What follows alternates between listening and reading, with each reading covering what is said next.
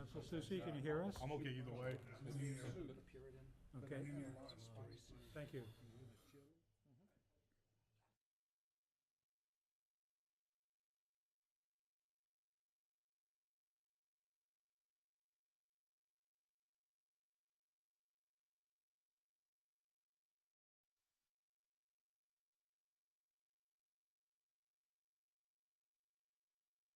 Hours of this.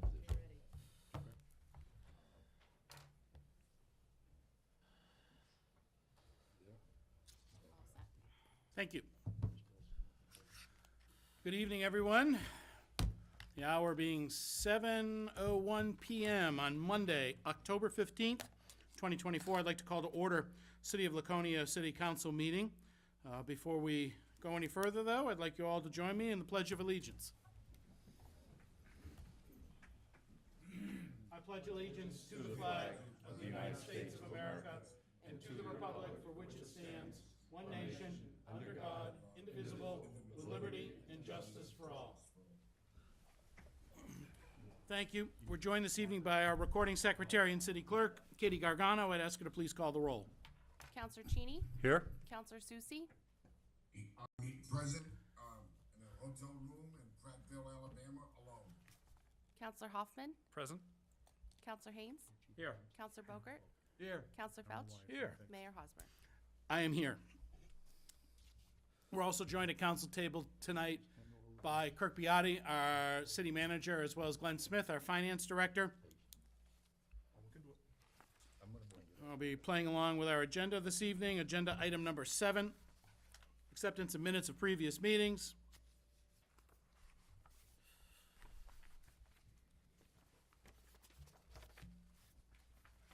Minutes of the Laconia City Council meeting of September 23rd, 2024 were distributed to members of the City Council on October 8th, 2024. With no corrections or changes submitted to the clerk, the minutes will be accepted as distributed. Thick packet. Wonder if I missed anything. Thank you, Katie. Agenda item number 8. No, I missed it. Rats. Consent and action items, 8A, which is a recommendation to reappoint Richard McNeil as a commissioner on the Lakes Region Planning Commission. On August 26th, 2024, upon the recommendation of the Appointment Subcommittee, the City Council appointed Richard McNeil as a commissioner on the Lakes Region Planning Commission to fill the remainder of Dean Anson's term, which expires on October 26th, 2024. If reappointed, Mr. McNeil's new term will be from October 26th, 2024 to October 26th, 2028.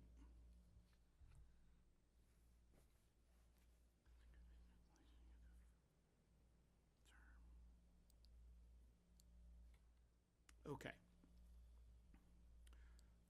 So it's a reappointment, but I guess, okay, I was just double checking that now. Okay, right now we're looking for a motion to move to reappoint Richard McNeil as Commissioner on the Lakes Region Planning Commission to a term from October 26, 2024 to October 26, 2028. So made by Councilor Felch, seconded by Councilor Susi. Is there any further discussion? Seeing none, and all those in the favor, please call the roll, Katie. Counselor Cheney, Yes. Counselor Aye. Susi, Yes. Counselor Hoffman, Yes. Counselor Haynes, Yes. Counselor Bogert, Yes. Counselor Felch. Yes. That's 6 votes in the affirmative. That motion passes. Thank you very much. I'm sorry about that, Councilor Susi. I was out ahead of myself, and it feels like you're with us. Good. I am with you. All right, agenda item 8B. Request to appoint a city council representative to the 2024 Deborah Bionars Award Committee. This evening, I'd like to make a motion to appoint Councilor Cheney as the city council's representative to the 2024 Deborah Bionars Award Committee. Councilor Hoffman, would you move that motion? Sure. Yes. Your second to Councilor Haynes? Is there any further discussion? Seeing none, I'd ask the clerk to call the roll. Counselor Cheney, Yes. Counselor Susi, Yes. Counselor Hoffman, Yes. Counselor Haynes, Yes. Counselor Bogert, Yes. Counselor Felch. Yes. 6 votes in the affirmative, that motion passes. Thank you very much for raising your hand. Counselor Cheney. Agenda item number 9, citizen comments for matters not on the agenda. If there's an agenda item, or, excuse me, if there's something you would like to speak to that is not on tonight's agenda, now would be the appropriate time to come forward.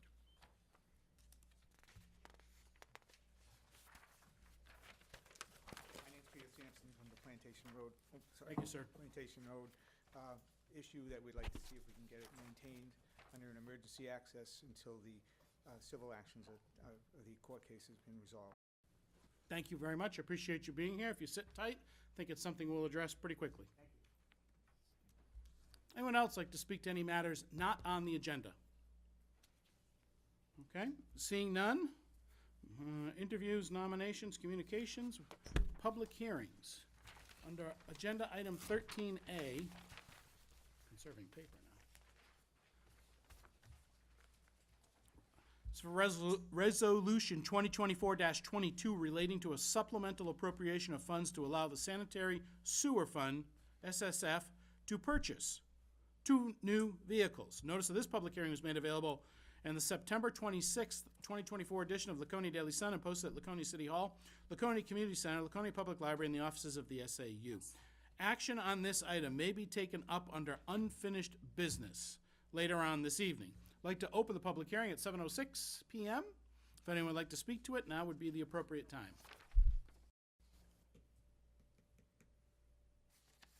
I'd like to close the public hearing with no one speaking at 7:07 p.m. Do you have your mute on, Councilor Susie? It sounds like we're getting a little feedback there. Put it on. Thank you.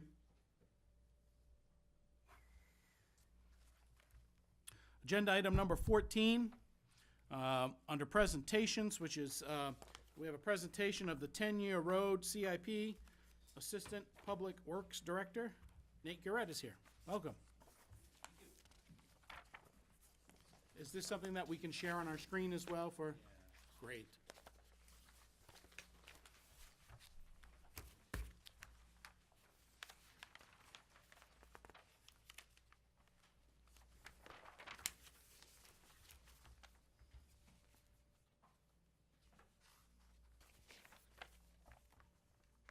All right. Well, thanks very much for having me.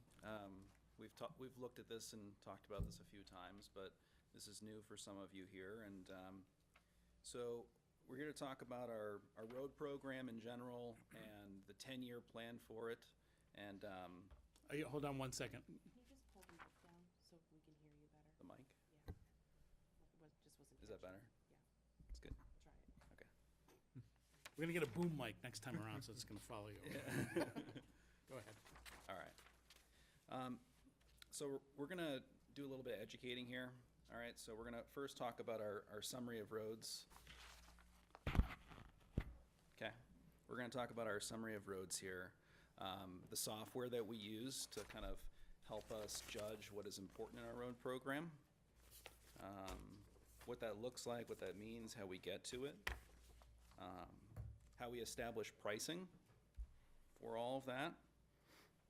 We're gonna go over our list of roads that we need to address in the next 10 years, and then look at the more critical ones for the next 5 years, okay? And then, triggered by these projects, when you dig them up and open them up and have access to it, that's the appropriate time to address your utilities underneath. So we've captured quantities, costs for water, sewer, and drainage as well, okay? This does include sidewalks where there are sidewalks. It does include? Yes. Yeah, okay. Yep. And then we go into some pricing on that, how we came up with that, okay? So, firstly, just so you guys know and can see here, we've got about 80 miles of road that we are responsible for maintaining, okay, for eternity here in the city, right? Most of it is asphalt. Vast majority of it is asphalt, okay? But you can also see a little breakdown here of, what we have is some private roads, what are maybe state roads, and what are possibly unaccepted. All right, but for this conversation, we're gonna focus on our city streets. Which will be the status of accepted and the 80.85 miles, is that right? That's right. Okay. So, a few years ago, we, like many other municipalities, started using a software to help us identify and track condition of our roadway. So there's a company called Beta Group, and so they basically use this algorithm software to process data, okay? They get the data by driving all of the roads with specialized LiDAR camera equipment on the vehicle, and they scan the roadway and they see cracks and contours and shapes and ruts, and they measure width and length and all that. So it's texture as well. And so they use that information along with what we provide them to develop a scoring, okay? It's a road surface rating score. And then they track this score from 0 to 100, okay? 100 being a brand new road, you know, new pavement, new construction, everything. And 80 is your benchmark for maintenance. If you can shoot to maintain your roads as an average score of 80, then you're being most economical with your road maintenance. So as you can kind of see through here, as you get into that 45, 50 range, okay, it's requiring what we're referring to as major rehabilitation. And that is like a complete reclaim where we basically chew up the road into an aggregate, or it's a complete box out where you have to dig it out, both of which are very expensive, right? Very, very expensive. It's slow. So this here is a little shot of the map that we get to see, okay? So we have this available to us online. We can print it out in different ways and forms, but this is just one way to like see the whole city and see what are your, you know, quote unquote red listed roads, or which ones are great and not. And it seems to be that there's a greater concentration of them in the downtown area, which is why I chose this. But we have them, you know, like every municipality, you know, throughout. Okay. I can give more maps if need be, but I wanted to just kind of show this as an example, you know, of what some of this program has to offer. Like I said, we've had it for many years, but we really haven't tuned it like to our exact needs until, you know, the last 8 or 9 months. Okay. So as I'd mentioned how we've been tuning this, previously it was kind of a blanket cost of reconstruction that included some sidewalk and some drainage, and it didn't really give us what I felt like was an accurate enough number for cost to do these projects. So we developed some further breakdown to call out where we have sidewalks. We actually have that data in GIS in our mapping software. So we were able to actually call out what reconstruction on a street would be that has sidewalk, what it would be if it does not have sidewalk, reclaim with sidewalk, without sidewalk, etc., to develop this pretty, you know, good list here that we use to create. We created this list using our own pricing that we have through our roads contractor, who you all are very familiar with. That's Busby, right? So can I stop you there just one second? Certainly. So as I look at this, the banding high range, Yes. that would coincide with something that's in the red, Yes. It would. strata here, correct? The more expensive type work. Yep. Okay, and as we go farther and farther, obviously it goes down to up to 92 and 100, so Yep. that would be your blue stuff where. Yep. Okay, all right. That's exactly right. And we played with the banding a little bit too. So they were originally calling out for like a 40 and below would be like a reconstruction. But we're actually able, things that are in that 30 to 40 range, we're able to reclaim. Okay, thank you. It's more challenging, but we can do it, and so we do. So we stretch the banding for reclaim. We tighten the banding on the bottom end for reconstruction. And when we get into the list here, it's only dealing with projects, reconstruction projects that are in a 30 and below. And your unit, I'm sorry to keep interrupting. It's I okay. apologize. No, it's a conversation. It's Your good. unit cost per square yard, Yep. current dollars, or is that projected 5 or 10 years out? That is current dollars, and the pricing does account for 3% inflation a year. So 210 is what we'd spend right now for reconstruction with sidewalk. But if we did it 10 years from now, that would be 30% increase on that, rough estimate, right? Sure. Okay, so this is today's dollars, all right, thanks. Yep. Thank you. Yeah, no problem. So, this is what our list looks like, okay? It prints off in a book like this, but it's 38 pages of every street broken down this way, okay? So, you know, it gives us not just the street name, but the actual, you know, from intersection to intersection, what that width is, what the length is, okay? It's very, very detailed, because we've done certain patches of road.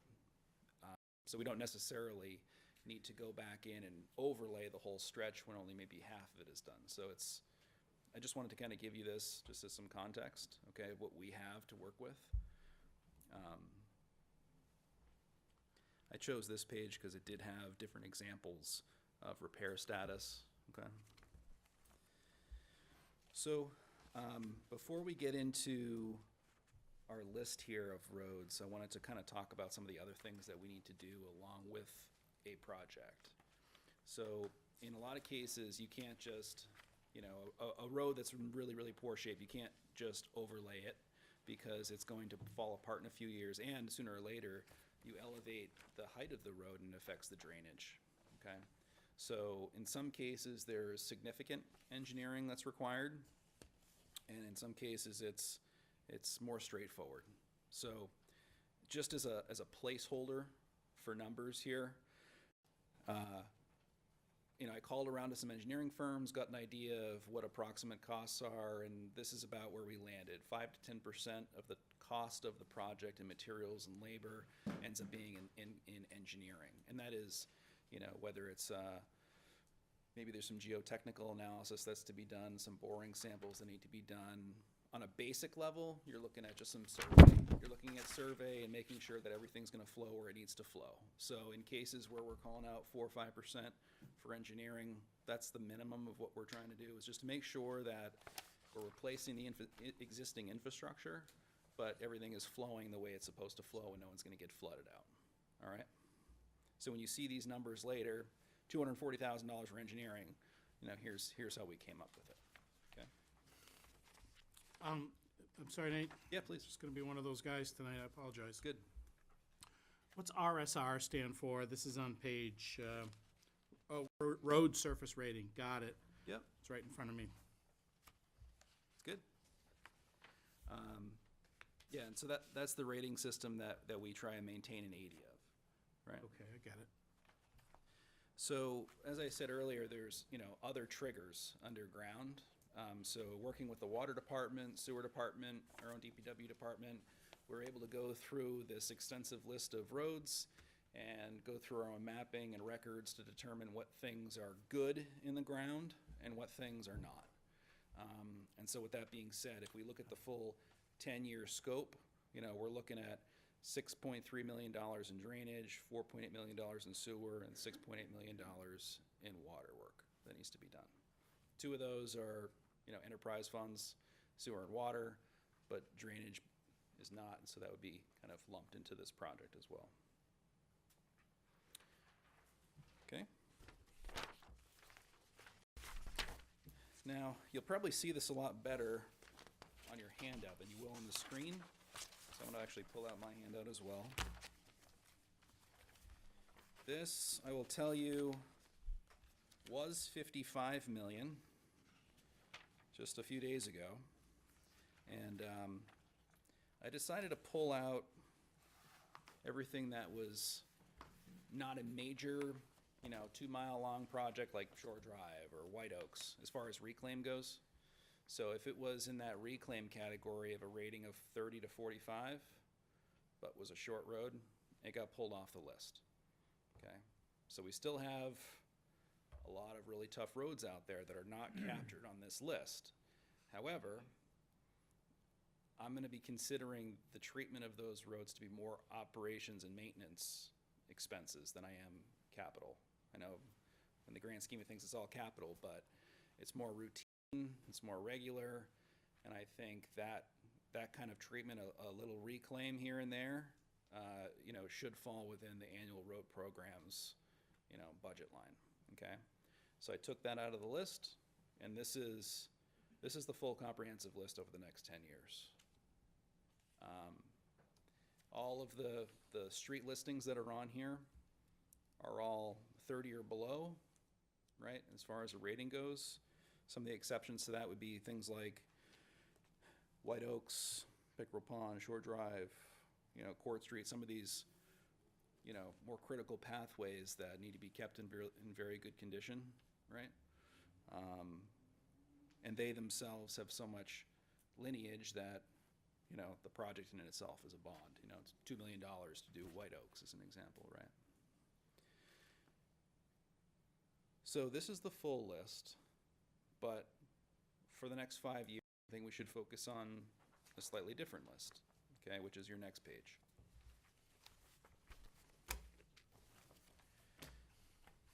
So this one here boils down to, with inflation over the 5 years, $21 million. But this is our main, some of our more critical pathways like White Oaks. Reason why that's critical is we're closing down the bridge. Langley Cove Bridge is getting rebuilt in 26, so that road's gonna get all shut down.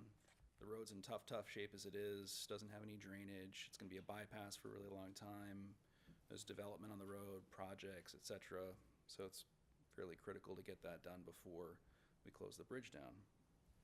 And then, you know, we get into,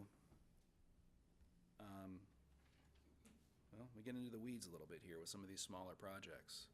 We've identified which ones, so like, for example, the red list roads, you know, they total just over 1.25 miles, right? The mileage isn't as significant as is the work to be done. And, you know, as you can see, the water and sewer in those areas as well is very poor.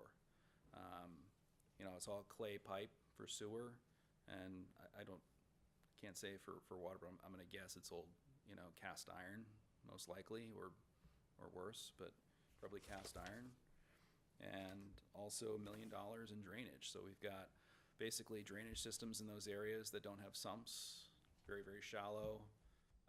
Therefore, they need to be maintained very frequently to work correctly. The pipes themselves are gonna be clay as well, all right? And so when you're in there doing it, and you're ripping out the whole road anyways, because it's not worth putting a penny on the pavement, you know, that's when you just gotta find a way to do the rest of it. It's most economical, right? And so going back down, so you know, there's a last piece of Court Street that we can finish up. August Park Road, we probably are all familiar with and is in pretty tough shape there. Down by the lakefront, it's in really bad shape. There's not much for base though. So most of these roads, when they were built, you know, it was basically whatever was there for existing material, and pavement was thrown down on, which is why, you know, you wanna do what we call a box out, you know, where you're digging down, removing 24 inches of material, or putting all back with new. In some cases, and this is where the engineering comes into play, so, you know, you do core samples on all these roads to tell you what you really do have for material. And we do that with our reclaim projects especially, because we may find out, oh, you know, this is actually pretty close to being really good material. It just needs a little bit of 1.5 inch stone. So we may add 2 inches of 1.5 inch stone on top of the surface and then reclaim it all in to make, you know, what is our actual road spec base material, you know. So we're able to pull that core and actually identify what there's too much of or not enough of in the base material and try and incorporate it back in. So as far as, you know, project savings, that's one way you can do it. Hey, actually, we don't need to box this out. You know, it just wasn't compacted right or wasn't layered correctly. We can go back in. You know, we find that sometimes too. Okay?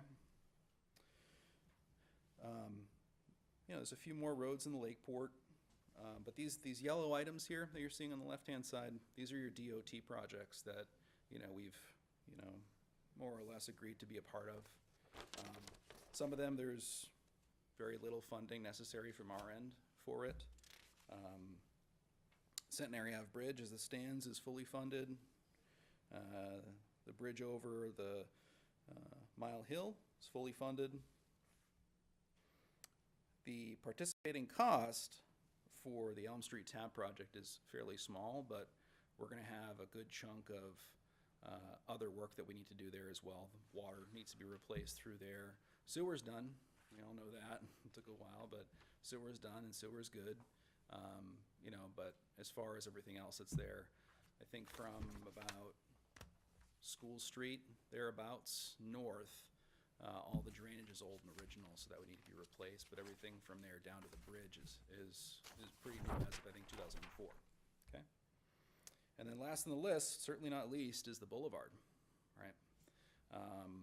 We've put some patchwork paving on it in the last couple of years, you know, but the base is still not all that great because, you know, once upon a time it was sand and concrete and all of this mixed mash of things, and so that's another case of reclaim in the future. So this is the 5-year list that we're looking at here.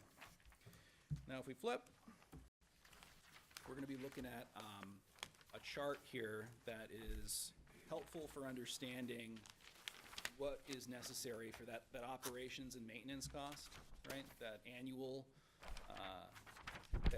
budget for the road program. So I went back and forth with Peter Daddario, who manages this whole avenue for Beta, and creating this list. And at first he had this over 5 years, and I said, you know, that's a little too aggressive to try and get back up to an 80, you know, over 5 years. So this is, and it was based off of 5% inflation. So this is 3% inflation over 10 years, okay?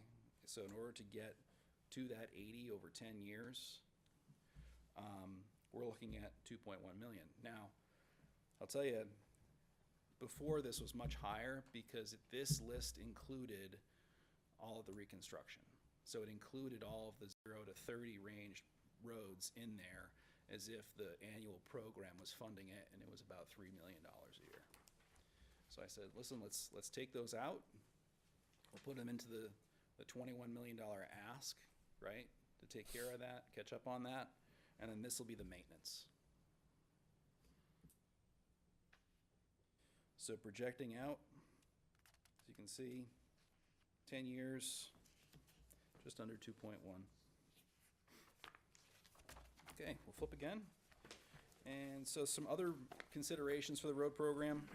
Just a question, please. Yeah. When you do these different scenarios, up to 10 years, that's 2.1 mil a year, or is that? Annually. Annually? Yes. Okay, thank you. Yep. Okay, so we're taking a look at what that O&M budget has been historically for the last 5 years or so. I'm sure there's more data somewhere, but this is actually clipped from a slide that's going to the CIP committee. So back in 1994, the budget was $1.4 million. And then it was that way for several years, and I think sometime in the late 80s, I don't want to quote this verbatim, but sometime in the late 90s, excuse me, I think that budget was brought to about zero for a couple years, and then came back very, very slowly. And so that kind of, you know, put things in a bit of a hole. I don't think it's ever come back. Right, yeah, pretty tough, pretty tough. And just for your information, per the Federal Reserve, 1.4 million in 1994 is almost $3 million today. Okay.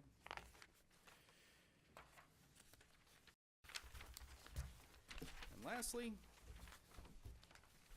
you know, what our request is to award DPW a $21 million bond to use through 2029, and to fund DPW's road program budget of $2.1 million annually, but that does not include drainage, so we would need an additional $440K annually for the drainage program to deal with some of the non-CIP drainage work. Thank you, Nate. Kirk or Glenn, can you go over this just a bit as far as what have we been funding the road program at annually, including drainage? The last couple of years for drainage, we've been under 100,000 total. and the road program lines up with what was on the previous page, 1.3, 1.25, 1.5. It's been right around 1.5, we give our average, over the last few years. Okay, so it's really.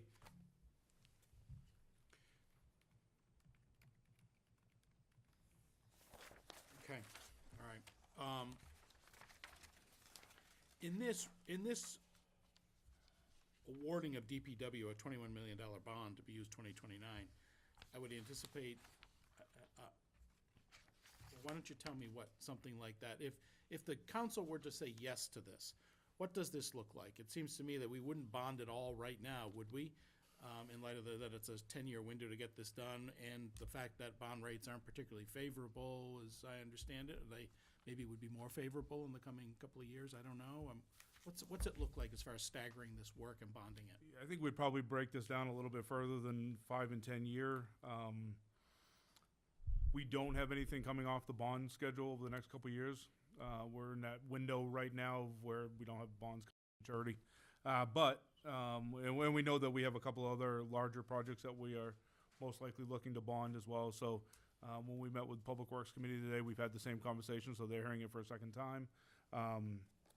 We would have a lot of work to do to figure out how we would put the bond in place, even if we broke this down, say at, 7 million times 3 years or something like that. It would be a little bit of work to do, but we did ask Nate and Wes to bring this whole thing forward so we could have the big picture conversation. So we knew it was coming through, and they presented to the council, to the Public Works Committee as well.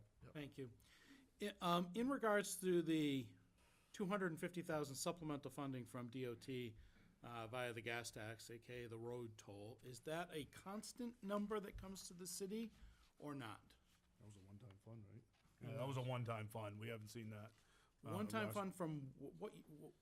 That was the year before. 2 years ago, that's Yeah. correct. And that, right now, the only reliable funding we get from the state would be the highway block grant, which, of course, has been in place forever and is continuing to kind of move along at a fairly steady rate.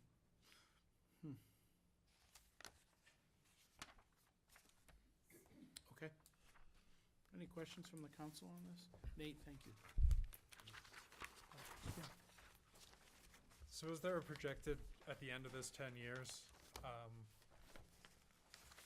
how much would our road maintenance cost at that point, and how does that compare to what we're paying right now?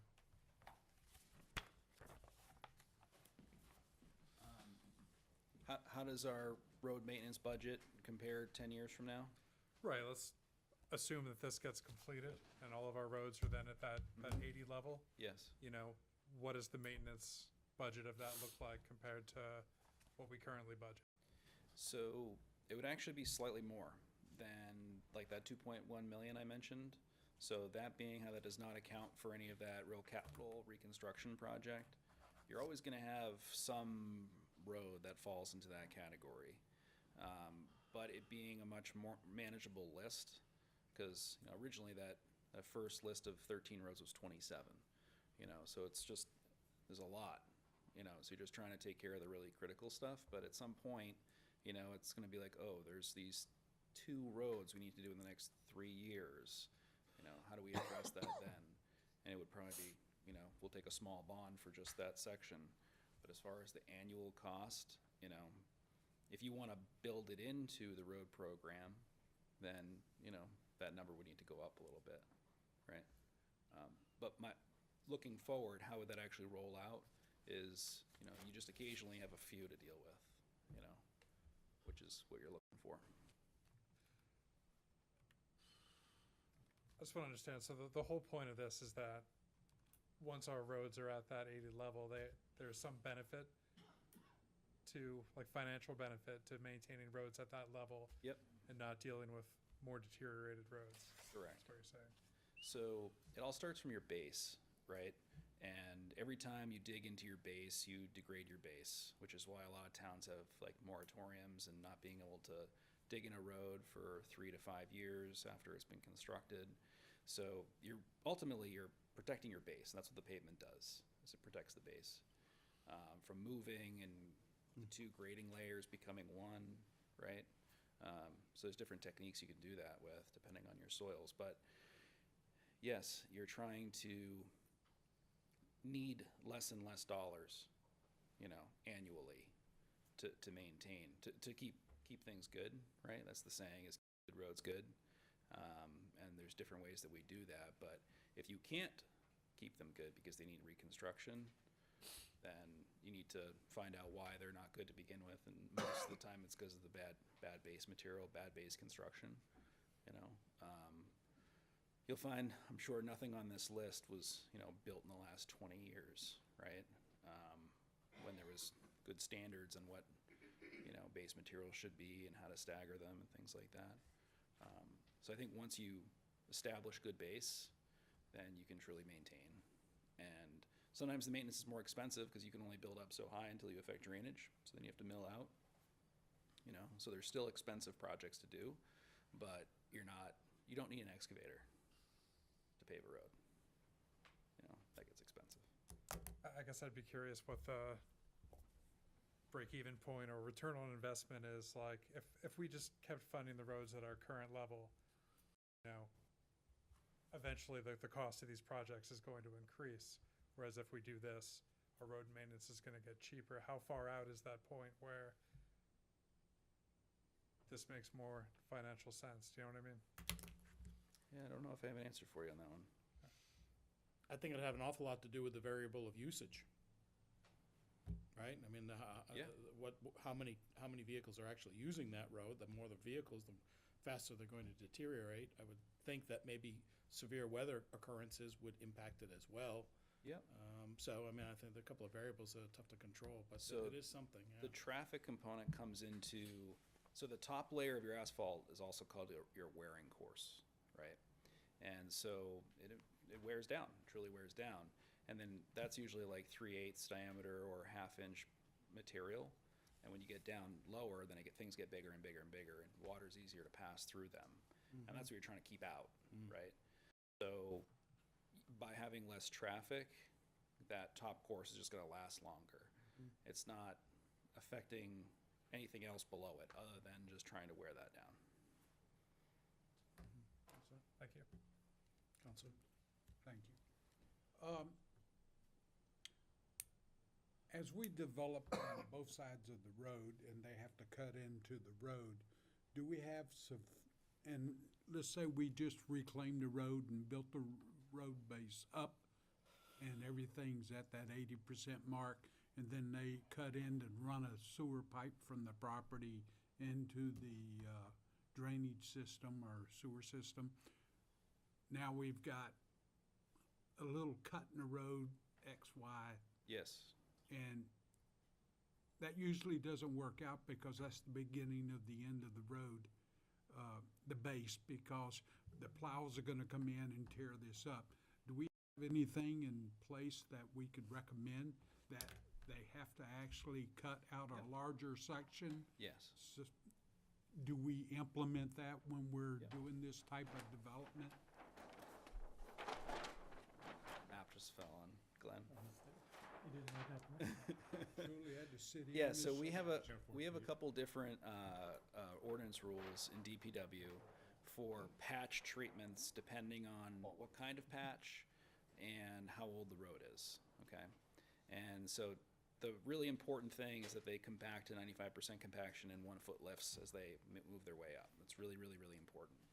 And, to put existing materials back in the hole as well, because sometimes if you put a brand new material into a hole from an old road, things will move differently in the winter.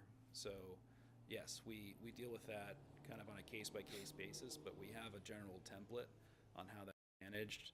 The top course, there's different schools of thought.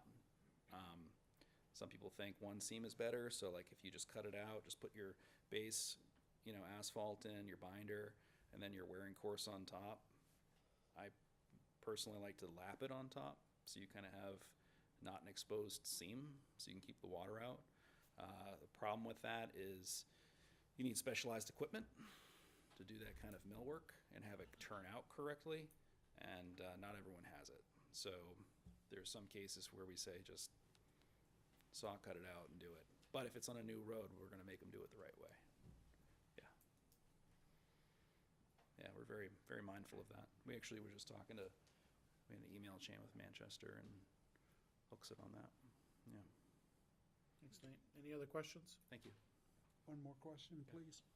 And when we reclaim the road, we've covered all our city pipes in the ground, as you witnessed or presented here.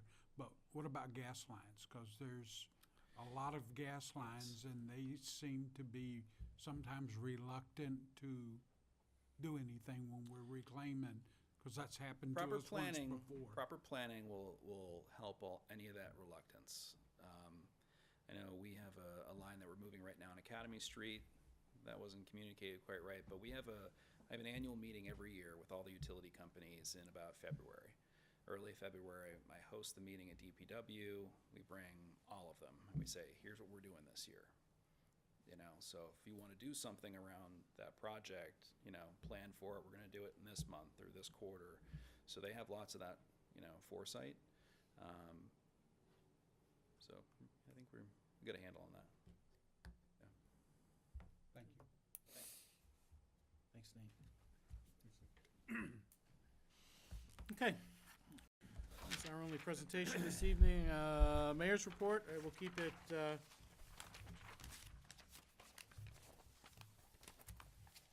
brief.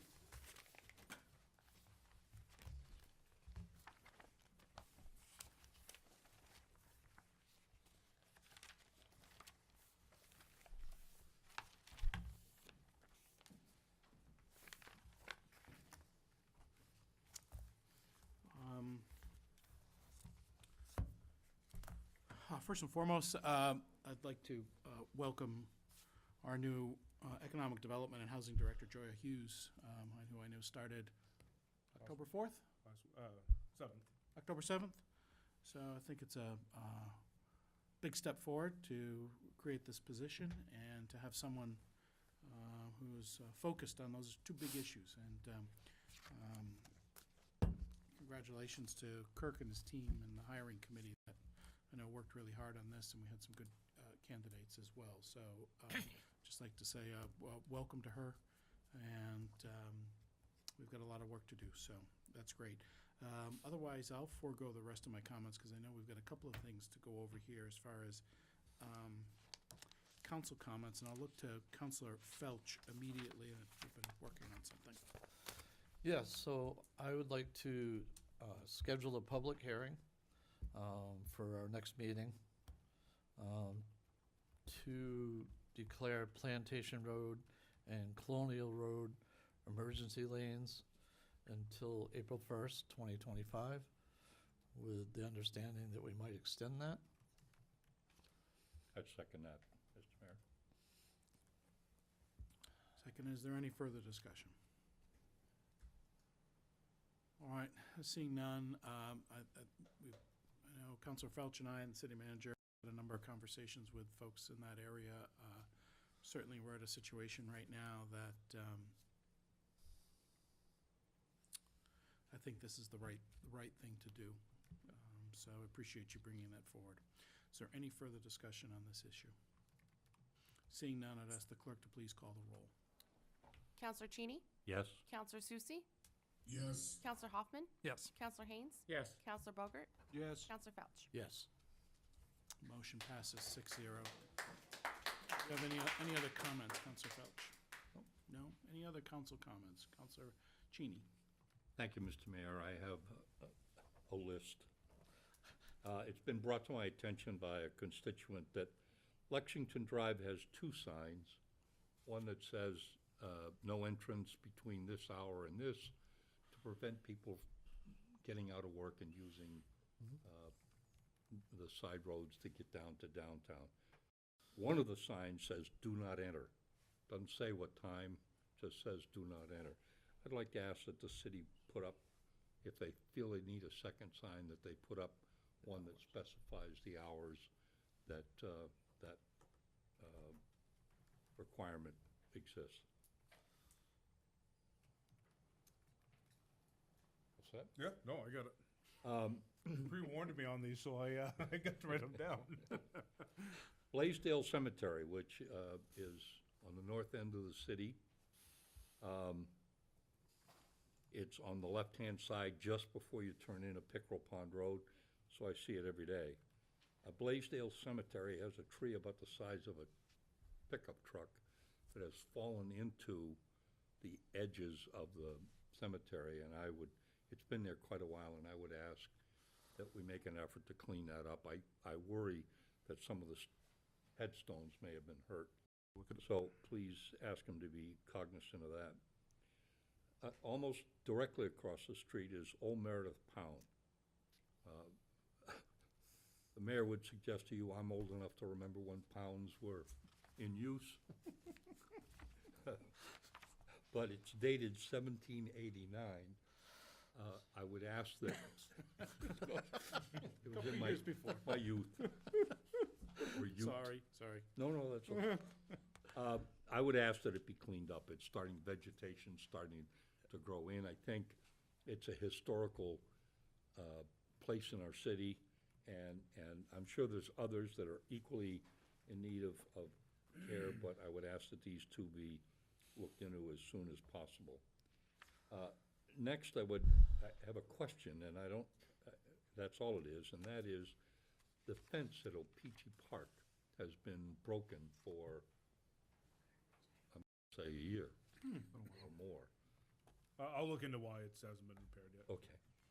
And my final request is, and as background, I would tell you that I was recently in a major or a larger New Hampshire city and noticed that one of their in-city ponds was mowed to the water's edge. I was hoping maybe we could get some list of rules and/or regulations that control the water's edge vegetation. I'd like to see us do more. To be honest, I think Pearly Pond, most of the 50 years I've lived here, or up until recently, was kept mowed right to the edge of the pond. And now you almost can't see the pond for the growth. So I would like to know what controls us maintaining it like that. That's it, Mr. Mayor. Thank you.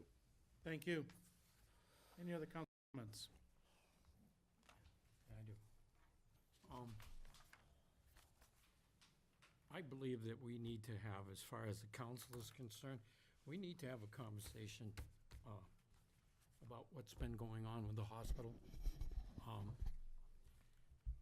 Some of you know, some of you don't know that I was contacted because of my affiliation with Laconia Clinic. A couple of the doctors who were very concerned, and I believe they met with the city manager. More recently in the paper, I think that Dr. Farmlet made it very clear what his concerns are. And, you know, we have some very reputable doctors who are really bridging a concern for our community, and I think we need to address it and have a conversation. I would, if I might add to that, Mr. Mayor, I was outraged, may be a little strong, but to just announce in the paper that we fired 4 doctors who've been around here a long time and taking care of a lot of people, who do they go to now? My understanding is, you could correct me, there are 4 primary care physicians left. Mhm. That's for a city of 17,000 people. That's crazy. Oh, yeah. I don't know about you, but I've never heard of a doctor being fired, but No. that's all right. No, it's not all right, but I've never heard of that. Yeah, I was gonna make the same comment. I think, you know, there's thousands of people in the city now that have lost their primary care provider without any notice whatsoever. Yep. And I think it's a concern that the actions of one entity, you know, Concord Hospital, can affect the community in such a way that the remaining healthcare system could be quickly overwhelmed with decisions they make. Especially when there's already a doctor shortage in this area, I think it's a serious concern. Could I just? How about we let Tony go, Counselor Fauch go first? So, I'll get you, we'll get you next there, Bob. okay, so, I'd give you an example of a constituent that reached out to me about this problem. It was 3 or 4 days before his prescription was due that he needs to have. He can't live without that prescription, and he's left without a PC. I mean, it's crazy that this happened. Counselor Susie, Yes, and can you hear me? loud and clear. As I wrote in a note to you, Mr. Mayor, okay, and the city manager, this is really serious, more than just the city. I realize we're looking at the 17,000 people that we have here, but the whole Lakes region now has only got 4 PCs in the whole area. And my question is this: who oversees the hospital administration that we can go to? And I wonder also if there's a contract when they purchased the Old Lakes region in general, that they couldn't do things like this for a period of time. I think there's some things being, maybe we as a city council should see, or we should at least ask the administration of Concord Hospital to come see us and lay out their plan, not just words, but a real action plan, how they're gonna do, add more PCs or anything else, not just, well, we'll add some in 60 days, it's 90 days. I still don't understand why they did this in the first place. Thank you. Counselor Cheney. Yeah, thank you. I should mention, Attorney Wood, Pat Wood, and I have had a brief conversation about this. He was kind enough to forward to me, I now know, some paperwork with regards to the agreement that was originally made. I think outside of the council, there's a group of folks who have serious concerns about this. I intend to work with them and anybody else. I'm agog that they could do this. And not one of those doctors was my doctor. My doctor's still on the payroll. But things like you just mentioned, I'm sorry. You don't have to apologize to me. Well, I prattle on sometimes. That is true, but you're on a topic that deserves a little extra effort, that's for sure. I should tell you, my wife tells me all the time to look in your eyes when I'm pontificating. And when you start to glaze over, I should shut up. So I'm going to shut up. Does anybody know who oversees the hospitals? Is it HHS or from the state situation? I mean, can they do this independently like they did? Pat can answer those questions. So I don't think so. I don't believe it's overseen by HHS. But it's not a state hospital. If I'm not mistaken, Concord Hospital's a nonprofit. It is. And, but they're not connected We with know why. HCA or anyone else that I know of. So it's individual standalone organization that contracts with docs and their employees at will. So. Well, Mr. Mayor, if I can request one thing, maybe we should write a letter from the city council participating to the administration of Concord Hospital, asking them to come and see us. Happy to get that fine-tuned and perhaps in front of everybody in the next few days to take a look at it. Yep, we can have something in front of you next day or so. Okay. Yep. Do you have something That else? was my comment as well. Okay. Any other council comments? No, how about committee reports? Just quickly, Mayor, Public Works did hear the situation on Howard Street, but that's on the agenda, so. Okay.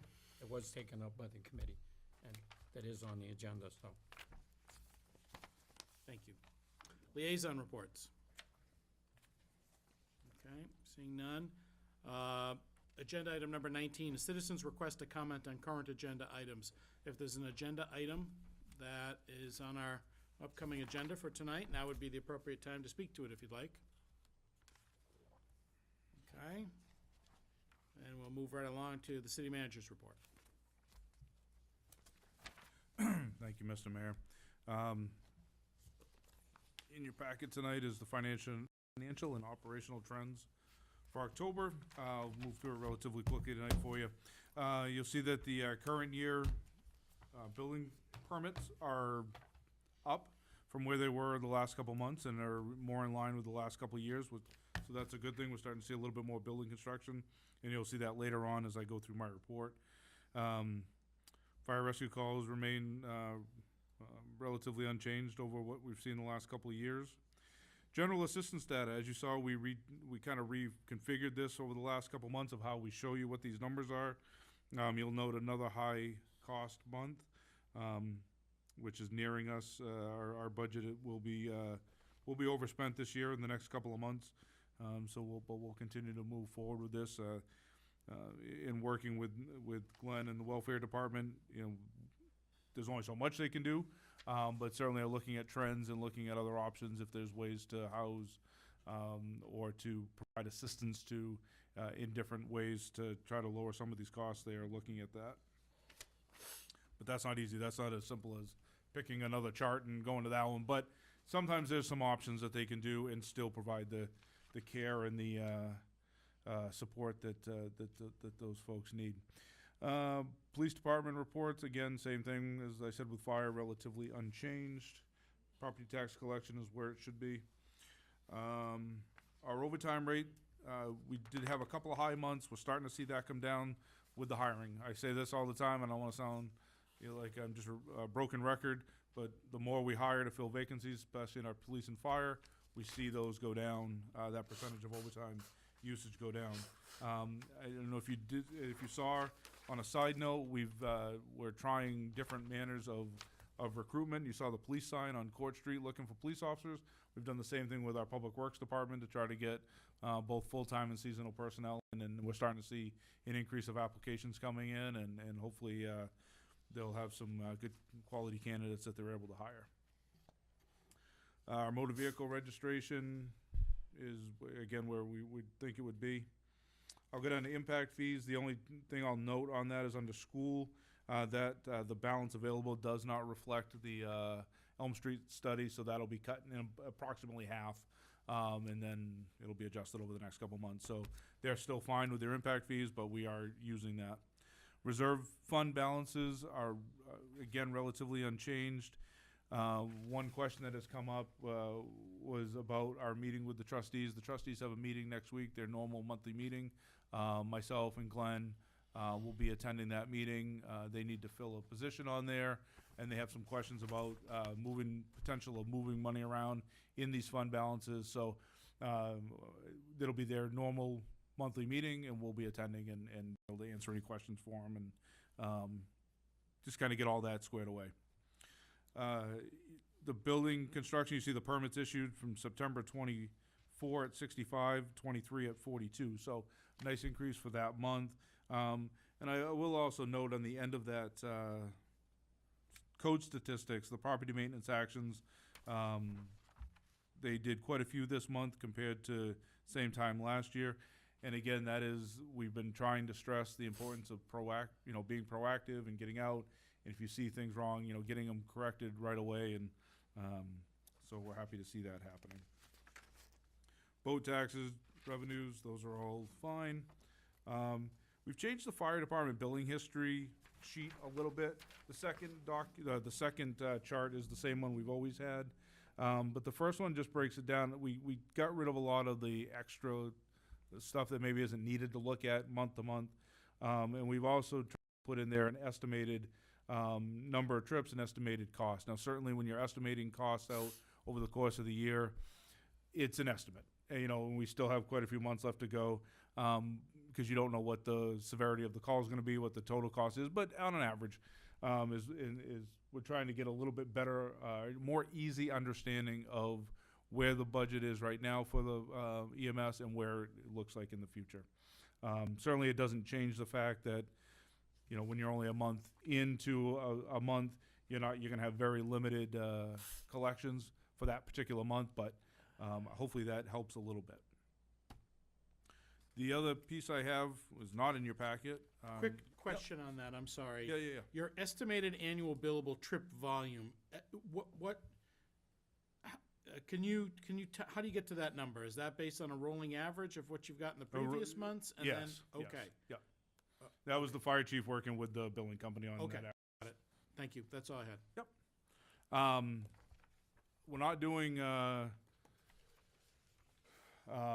projects update tonight, but I did want to just mention one project because I've said no update for the 2 years I've been in this position. The Defiant one, the Native American statue, there's actually update. It'll be going up this week over the next couple of days. Between Wednesday and Friday, you'll see a piece of Smith track will have to be shut down so they can get the crane in there, get it set up. And the plan is during the weekend, the Saturday afternoon of Pumpkin Fest, time to be determined. They're working on it now to actually have an unveiling and a nice little piece of the ceremony. So Parks and Rec is working on that now, but you should see something up over the next couple of days. Thanks, Kirk. Any questions for the city manager on his report? Thank you again. Thank you. Okay, moving along to agenda item number 21, which is our new business. Kirk, would you maybe walk us through the Electric Aggregation Committee recommendation here? Yes. So I would ask, if you're interested, I would ask either Council Hoffman or Tyler Carmichael, our assistant planner, to speak on this in a little more in depth. But just to back up, we wanted to look into the electrical aggregation. So a lot of people hear about community power. Community Power Coalition is actually a company, so when we talk about community power, it's a way for citizens to essentially buy power at a cheaper rate. Very simple to the public. It is not a heavy lift. It's really zero lift for the public. But there's multiple companies that we can get this from. You authorized an electrical aggregation committee to explore different options to what might be out there. They heard from a number of potential suppliers. After vetting them and having a number of meetings, they came up with Freedom Energy as being the one that they would like to bring forward to. There's quite a few reasons in that. One of them is that we liked the product that I'm not on the committee, but I sat in as staff. They liked the product that was presented, and we also work with Freedom Energy on a number of our other initiatives in the city for electrical as well. So there's a whole lot of steps still in place to make this happen. One of them is a presentation from the company to you. The next one is a public hearing, and then march that out over time. But if this all went through by the end of the year, we could have a contract in place and have this up and running. So that's the 30,000-foot view of it, and I don't know if you want to do that. So right now, we're just looking to schedule the public, a presentation on community power and a public hearing on November 12th, right? So we want the presentation. Correct, and have that company, Freedom Energy, come in to be the presentation to you. Okay, so it seems to me that maybe we just make the move on the motions here, and if we have specific questions, we have Tyler here, I know he's more than capable of handling it, but we'll have the energy company here on the 28th, right? Yeah, and you'll note that both those motions, they're two separate motions, and they each have a different date. Yes. Yep. Okay, so would it be possible to get a motion to move to schedule a presentation on community power for October 28th, 2024 at the next city council meeting? So made by Councilor Cheney, second by Councilor Hoffman. Any further discussion? Seeing none, I'd ask the clerk to please call the roll. Counselor Cheney? Yes? Counselor Susie? Yes. Counselor Hoffman? Yes. Counselor Haynes? Yes. Counselor Bogart? Yes. Counselor Felch? Yes. 6 votes in the affirmative, that motion passes. Also, on this matter, looking for a motion to move to schedule a public hearing on community power for the November 12th, 2024 City Council meeting to gather public input. So made by Counselor Hoffman, seconded by Counselor Cheney. Is there any further discussion? Seeing none, I'd ask the clerk to please call the roll. Counselor Cheney? Yes. Counselor Susie? Yes. Counselor Hoffman? Yes. Counselor Haynes? Yes. Counselor Bogart? Yes. Counselor Felch? Yes. Bob, if there's something you want to say, my head is down, so just speak up, because I might not look at you. So just speak up, and I know you wanted to ask, if you want to ask something, okay? Okay. I guess feel free to interrupt, that's my point. Agenda item number 21B, which is request to move allocated parking spots for the colonial residences and condominiums. I'll turn that over to Kirk. If there's a tie vote here, I probably won't be voting just for appearance of conflict here, but anyway. So we received a request from the Colonial Theater Condo Association. They have parking spots in the Main Street lot, and they also have 9 parking spots that are allocated to them in the City Hall parking lot over on the north end along the fence by the post office. They've requested to move those spots. They didn't necessarily identify spots. They gave a couple of ideas, but they didn't necessarily identify that they want these particular 9 spots. But they're looking to move them. They would take a little bit of work. We do have a lease with them. They are the lease. It's taxable, and so there's a lot of work in it.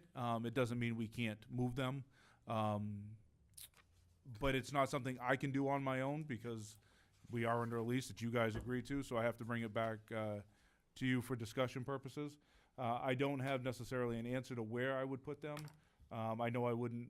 There's some areas I wouldn't want them, but you know, if it was a direction that you would want to give me that you would entertain, I certainly could look at working with them to come up with an idea. But I don't necessarily have the exact areas of where they would go, other than in the lot somewhere else.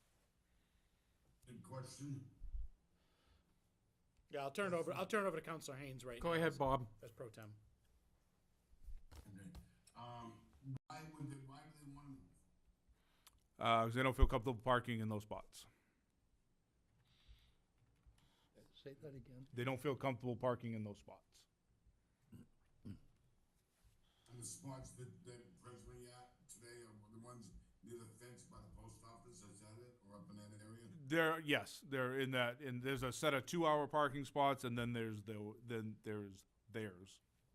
Okay, thank you. Go ahead, Counselor Cheney. I'm gonna suspect that their concern is the homeless who have camped out there. I would submit that the police department has made a major effort in recent weeks, has made I think a dramatic impact on the homeless hanging around in that area. I'm not anxious to do another agreement until the expiration of this one.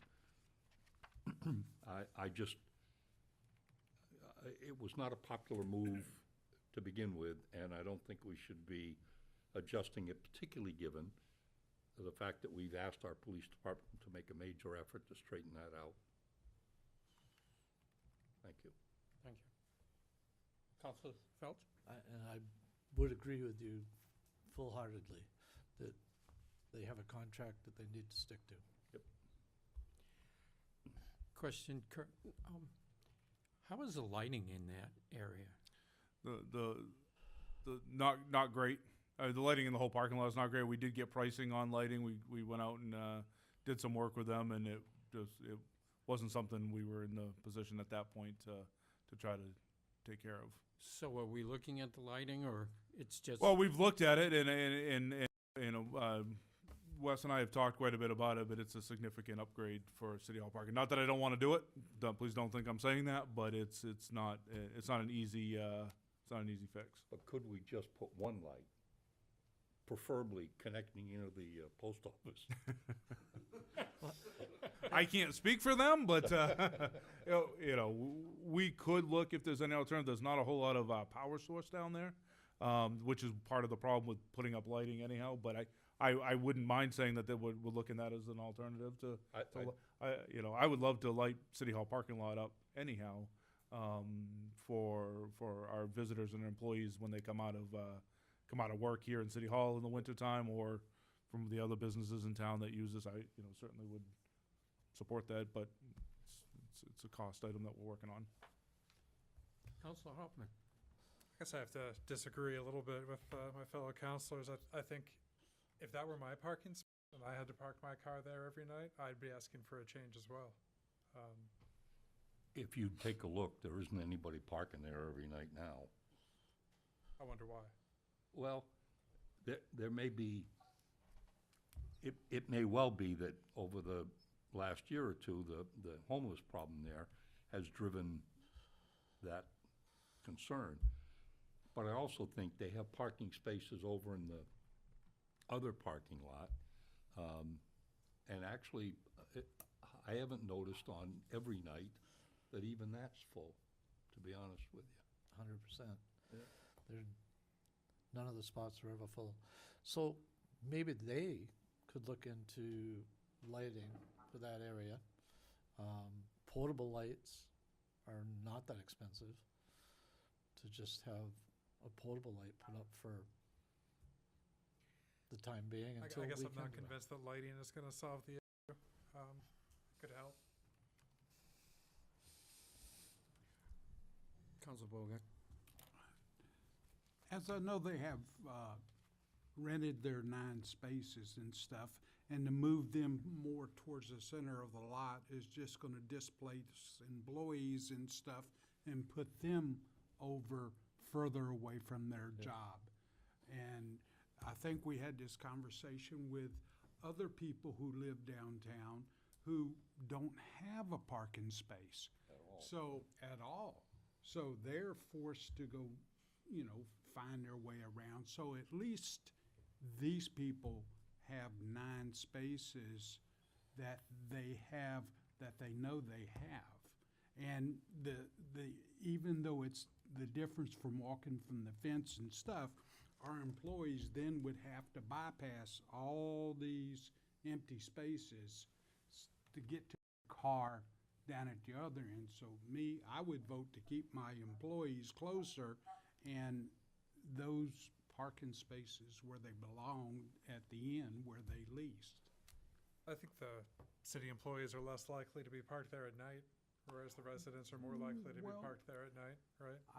I've heard from people who work around here that they have found, even from over at the mill building and stuff, when they leave the mill building, they have concerns because of the darkness. And I think a year ago or so, I did ask the city manager, and they gracefully put in a proposal for lighting up the parking lot itself, and I think that came out to around 50 grand or something like to light up at that time, the parking area. No, it was like 350.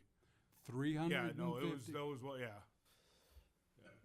So you could see it was a Correct. significant number and that was trying to match up the lighting that we have had in the city as it, so I think that 350 was probably, no one wanted to do it, and that's why they threw that price tag on it.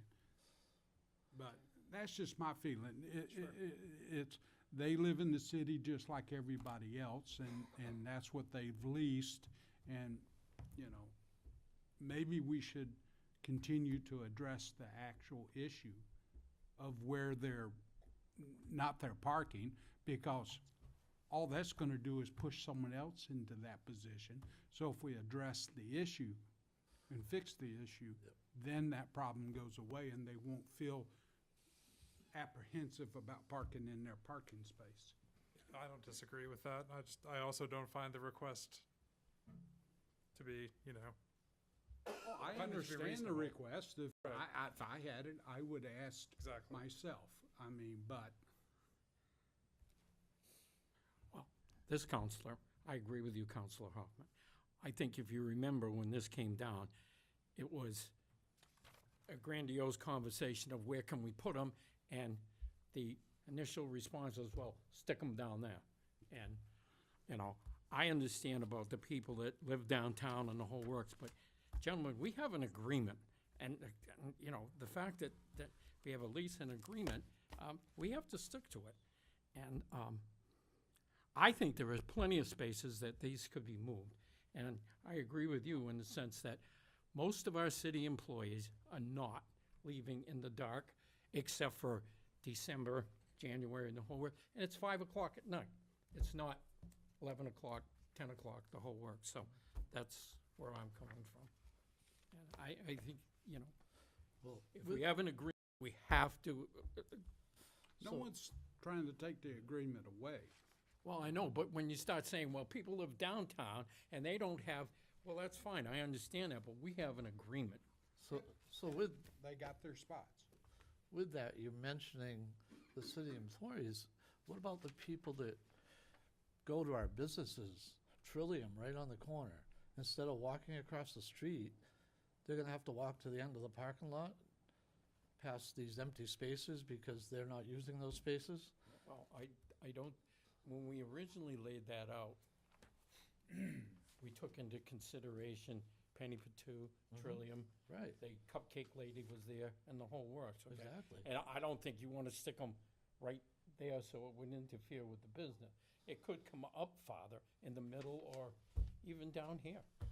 So, I mean, you know, that's, all right. We have a motion. Is there a, No, we don't There's have no- a we There's don't no have a motion. motion, okay, all right. If Okay. someone wanted to make a motion, I can read what I would suggest as a motion. If there's nobody who's entertaining a motion, then we just move on to the next there a agenda motion? item. I'll make the motion. I'll second it. Susie, tell me what Okay, it all is. right. Just for a conversation Let me purpose. tell you what, so I would recommend that the motion is, if you chose to want to support this, that you authorize the city manager to renegotiate the parking lease agreement with the Colonial residents condominiums with the sole purpose of changing dedicated spots. So moved. All right. All those in favor? Hold on. You still second it? Yes, I second it. Would you call the roll? Is there any discussion on the Any more Oh, discussion? I'm sorry. Is there any discussion? Famous for leaving out discussions. I would just, if I I could, guess that's before you, not a, I guess that's not a democracy when we eliminate the discussion. I'll wait till after you vote. Hey, I have one comment. Yep. Okay, I'd like to, ask the city manager also to, work with the public works director about putting up maybe a couple of extra light poles there. That shouldn't cost $350,000. Yeah, I wrote that down. Okay, thank you. Counselor Cheney? No. Counselor Susie? No. Counselor Hoffman? Yes. Counselor Haynes? yes. Counselor Bogart? No, Counselor Felch? No.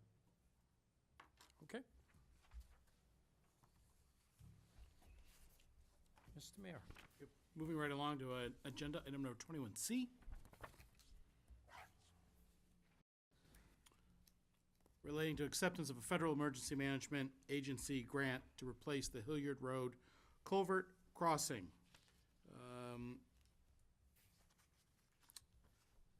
Let's see. The city of Laconia has been awarded a hazard mitigation grant program to replace the Hilliard Road culvert crossing at Pickerel Cove. The total grant amount is $1,261,568.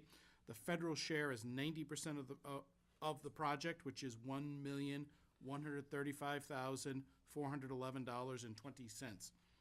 DPW will administer this project in a very similar way to how New Hampshire DOT projects are administered. This will include an engineering study phase, public hearing of proposed actions, preliminary engineering, and final engineering to create issue for construction documents. The project must be completed 33 months from the date of award. Grant was awarded under the extraordinary circumstances exception. The city is required to complete the update of the city's hazardous mitigation plan in 12 months to retain funding approval. This grant was included in the list of anticipated grants included in the fiscal year 25 budget. Public hearing covering anticipated grants was conducted during the city council meeting on June 10th, 2020. That better be 24. Public hearing, let me start over. A public hearing covering anticipated grants was conducted during the city council meeting of June 10th, 2024. No additional public hearing is required prior to acceptance of this grant. The fiscal impact, as I say again, I will say for the first time, the city's share is 10% of the grant, of 10% of this work is $126,156.80. Councilor Cheney, this is an area you and I had a chance to visit maybe 5 years or so ago, and we realized that had that culvert washed out, those people would be stuck out there Yes. for some time. I'm thrilled to see this, Mr. Mayor. Thank you. Yeah, thank you. I had received contact this week from Senator Shaheen's office. that, or maybe it was last week, that the project had been approved and we're getting the go-ahead. So I'm really appreciative of it as well, and just reminds me of our walking around out there probably 5 years ago, wondering what would happen. Anyway, so right now, looking for a motion to move to waive a reading of Resolution 2024-23 in its entirety, to read by title only, so made by Counselor Cheney, seconded by Counselor Haynes. Is there any further discussion? Seeing none, I'd ask the clerk to call the roll, please. Counselor Cheney? Yes? Counselor Susie? Yes. Counselor Hoffman? Yes. Counselor Haynes? Yes. Counselor Bogart? Yes. Counselor Felch? Yes. 6 votes in the affirmative, that motion passes. Next, looking for a motion to move to approve Resolution 2024-23 relating to acceptance of a Federal Emergency Management Agency grant to replace the Hilliard Road culvert crossing as presented, and to authorize the city manager to sign the grant agreement with the Federal Emergency Management Agency and act as the authorized official for the grant. So made by Counselor Cheney, seconded by Counselor Haynes. Is there any further discussion on this motion? Seeing none, I'd ask the clerk to please call the roll. Counselor Cheney? Yes? Counselor Susie? Yes. Counselor Hoffman? Yes. Counselor Haynes? Yes. Counselor Bogart? Yes. Counselor Felch? Yes. 6 votes in the affirmative, and that motion passes. Agenda item number 21D, request to make Howard Street one-way and no parking on one side of the street. I'll look to Kirk to walk us through this. Sure, so we received a request from, actually, this went through Counselor Susie, requesting to look at making Howard Street one-way all the way around. If you look at the map that's included in your packet, currently from Riverside Court to Charlevoix Place, it is one-way. But then from Church Street in, it's Two-way. it's two-way. So what this would do, and this went in front of the Public Works Committee, subcommittee the other day. What it would do is go from Riverside Court, it would be one way all the way around, and with no parking on the odd side of the road. If you support this moving forward, what this would be is we would request a public hearing on November 12th. The reason we give it that extra time is we would have to get certified letters out to all the abutters on that street, just to let them know it was happening as a potential, and then you could have your public hearing and make a vote from there. So that's what we're looking for tonight. Okay, terrific. Mr. Mayor, Yes. one other comment. We took input in from the fire chief and the police chief, specifically the fire chief, because of moving of trucks in that area, if there was a fire or something, and he brought out specifically that he'd have to be crossing a lot of lawns, and he'd have difficulty with, especially with ladder trucks trying to get in that area. Okay? Thank you, Counselor Susie. All right, right now, I'll be looking for a motion to move to schedule a public hearing on November 12th, 2024, during the regular city council meeting to gather public input on this matter prior to any action being taken. So made by Counselor Susie, seconded by Counselor Felch. Is there any further discussion on this? Seeing none, I'd ask the clerk to please call the roll. Counselor Cheney? Yes? Counselor Susie? Yes. Counselor Hoffman? Yes. Counselor Haynes? Yes. Counselor Bogart? Yes. Counselor Felch? Yes. 6 votes in the affirmative, and that motion passes. Moving on to agenda item number 22A under unfinished business.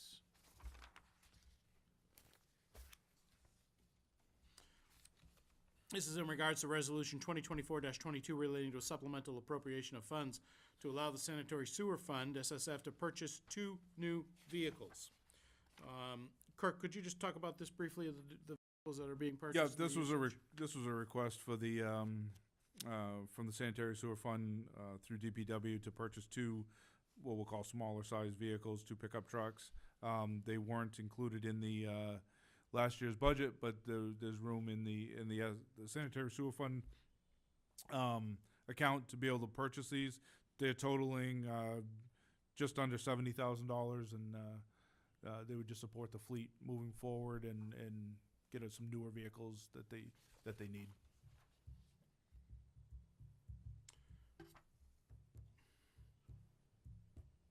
Okay, so this is is there an up to limit that, on this motion for them to spend? It says that a compact SUV would cost $35,499 MSRP, assuming no one's paying MSRP, after the $70,000 purchase. So it just seems to me that, not to micromanage their business, I'm sure it would go out to bid, We may be able to find them on state bid list. I don't know if they looked on there, but they may be on the state bid list. Hopefully, we're not paying MSRP first and foremost. and State second bid of list all- wouldn't be MSRP. no. Okay, and second of all, would this be appropriate for an approval up to $70,000 or whatever it may be? Yeah, we would have to adjust the resolution because the resolution has the exact dollar figure in there, but yes.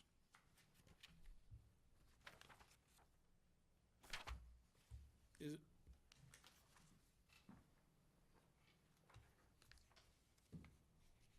No, it doesn't.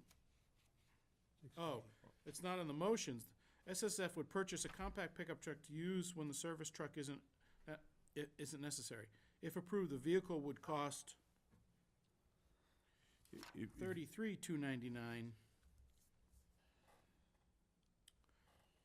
And the dollar amount isn't included in the motion. Maybe if we just make a motion here that we cap at some point here up to. Yep. Where would I put It that? is in the resolution on the second page, so we'd have to just adjust that as well. Yeah, because it's not on what we're actually voting Yep. on. So up to 70,000 would be fine. Okay. There is a number on the second page. It's Yeah, but So it's not, we We can make those adjustments. I to think say it up should to- be, I think it should be, Up to I think we should vote on the number ourselves and not sort of depend on the resolution. I like the specificity to Yep, it, that's up all, to right? 70,000 then. Up to 70,000. Yep. Okay, let me see if I can plug it in on the fly here. So right now, it's a series of three motions, looking for a motion to move to waive a reading of Resolution 2024-22 in its entirety to read by title only. So made by Counselor Cheney, seconded by Counselor Hoffman. Is there any further discussion? Seeing none, ask the clerk to call the roll. Counselor Cheney? Yes? Counselor Susie? Yes. Counselor Hoffman? Yes. Counselor Haynes? Yes. Counselor Bogart? Yes. Counselor Felch? Yes. 6 votes in the affirmative, that motion passes. Secondly, looking for a motion to move a second reading of Resolution 2024-22 relating to a supplemental appropriation of funds to allow the sanitary sewer fund to purchase 2 vehicles. So made by Counselor Felch, seconded by Counselor Cheney. Is there any further discussion? Seeing none, I'd ask the clerk to call the roll. Counselor Cheney? Yes? Counselor Susie? Yes. Counselor Hoffman? Yes. Counselor Haynes? Yes. Counselor Bogart? Yes. Counselor Felch? Yes. 6 votes in the affirmative, and that motion passes. Finally, on this matter, looking for a motion to move to approve Resolution 2024-22 relating to a supplemental appropriation of funds up to $70,000 to allow the sanitary sewer fund to purchase 2 new vehicles as presented and to authorize the city manager to sign all documents related to this matter. So made by Counselor Felch, seconded by Counselor Haynes. Is there any further discussion? Counselor Felch. Yes, I'd like to know if the vehicles that these are replacing will be sold, and where does that money go? Trade-ins. Well, spring on I that don't know if last they're one. planning on trading it. We haven't had that discussion. If they're sold, it goes back into general fund. If Maybe it's traded. if it's traded, it. Okay, satisfied with that? Counselor Bogart. Sorry, SSF. I'm sorry. So again, it would go back into SSF. Any trade, The sewer fund. sewer fund, yes. But these are just 2 additional trucks. They're not replacement trucks. They don't have them current, I correct? have it as you're replacing, right? I thought it was replacement. Yeah, so, one of them is a small truck. We've kind of picked out like a Ford Maverick. We had the guys check them out. Small, energy efficient, all-wheel drive. So the operators, instead of driving their crane truck around to all their rounds, they would use that. So that would be a +1. And then the vehicle that I've been using is the sedan, and we would replace that. So we Okay, haven't so one- necessarily talked about what we would do with it, but there'd be a +1 in the situation. 1 replacement, 1 new. Okay, any further discussion on this matter? I'd ask the clerk to please call the roll. Counselor Cheney? Yes? Counselor Susie? Yes. Counselor Hoffman? You there? Yes. He did. All right? Taking a nap? Okay? There he is, all right, all right. Went to get a drink. Counselor Hoffman? Yes. Okay. Counselor Haynes? Yes. Counselor Bogart? Yes. Counselor Felch? Yes. 6 votes in the affirmative, that motion passes. Moving on to agenda item number 22B, reconsideration of city council vote to not support the Housing Opportunity Planning Grant. On September 23rd, 2024 City Council meeting, a motion was made and seconded to support the Planning Department submitting an application for a Housing Opportunity Planning Grant, and for the city manager to sign a letter of support and all related application documents. The motion to support the application failed with a vote of 3-3. Counselor Cheney, who voted on the prevailing side, has requested a reconsideration of the vote. Following council rules, this reconsideration is occurring at the next succeeding meeting, and a letter requesting this action is attached. This is a multi-vote process. The motion to reconsider must come from Counselor Cheney, Counselor Susie, or Counselor Bogart. The motion is debatable. So, here we sit. I'd make that motion. I second. Seconded by Counselor Susie. Thank you. All right. So right now, we are, Counselor Cheney is motioning to move to reconsider City Council vote of September 23rd, 2024, requesting City Council declare its support for the Planning Department to submit an application for Housing Opportunity Planning Grant and to allow the city manager to sign a letter of support in the application documents. So made by Counselor Susie, seconded by Counselor Cheney, seconded by Counselor Susie. Is there further discussion on this matter right now? If I might, Mr. Yes, Mayor. please. We had quite a crowd here that night, and one of the speakers made the comment or the observation in the midst of it all that we hadn't gathered enough data to make decisions about housing or other things. My understanding is this grant will be used to work on our master plan, takes me a while, which will include some discussion about housing. But the primary thing is this grant will give us the ability to get data for all sorts of things, sewer and asphalt and new roads and whatever will come as a result of the planning department reviewing this master plan proposal. So I asked the council to consider reconsidering the vote of September 23rd and following that to declare our support for that planning department request. So this is a grant that would access, the city could access up to $100,000, if I'm not mistaken, Counselor Cheney, which would allow us to do some work on housing, land use, and vision statements of the master plan, which is in line for a reworking at this point anyway. It should be revisited every 5 to 10 years. I think we're at year 7 or 8 right now, something right. we've been talking about. So this might be an opportunity for us, instead of paying the freight for consultants to come in and work with us, this may allow us to do that. Allow us to better plan for water and sewer, as you indicated, and also give us some of the data that maybe was requested for as a housing needs assessment, if it's requested and required and part of the data. You're consistent with your knowledge of what. That's very consistent with my understanding. Is there any further comment on this matter? Mayor, I'd like to. I think it's imperative that, and thank you, Councilor Cheney, for your reconsideration. And I think one of the things that came from the September 23rd meeting was that we weren't prepared, which was not exactly in line with what's going on. But I think that as we look at the master plan, as we look at regulations, okay, we've got to be adjusting to modern times, and things are going to change. And I said to the city manager, and I say it again to them publicly, both Tyler and Rob have done an absolute fantastic job, and I think we owe them our support. And they've accomplished more in 6 months than has been done in the last 2 years, so thank you, Mayor. You're welcome. Yep. Sure. Procedurally, I just want to say something. Well, you'll note that there's 2 separate motions that seemingly are the same. If you looked at your council rules, we probably could have got away with just the first singular motion, but it was a little bit gray. Anywhere it's gray, it reverts back to Robert's rules, which requires both motions. So that's why you'll see almost a similar motion twice in a row. I just wanted to, for procedural, I wanted you to know that. Fair enough. Yes, yes. Anyway, I'd ask the clerk to please call the roll. Counselor Cheney? Yes? Counselor Susie? Yes. Counselor Hoffman? Yes. Counselor Haynes? Yes. Counselor Bogart? Yes. Crouch? Yes. 6 votes in the affirmative, and that motion passes. Thank you, Counselor Cheney. I'd like to adjourn the city. Second. It's the second motion, that's Oh, what I was for just, Pete's sake. I could smell the barn.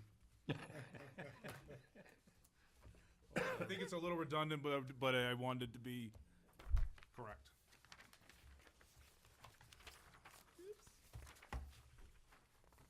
Come on.